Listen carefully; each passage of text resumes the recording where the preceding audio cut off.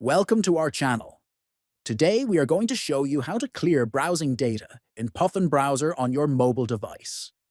If your browser is running slow or you want to protect your privacy, clearing browsing data. First, open the Puffin Browser on your mobile phone. Next, look at the top right and tap on the three dots menu.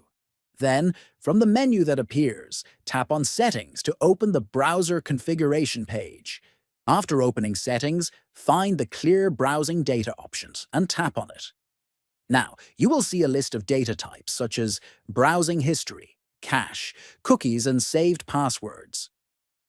Choose the types of data you want to remove by selecting them.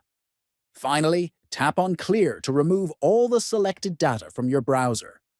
Your browsing data is now cleared, which should make your Puffin browser faster and protect your privacy.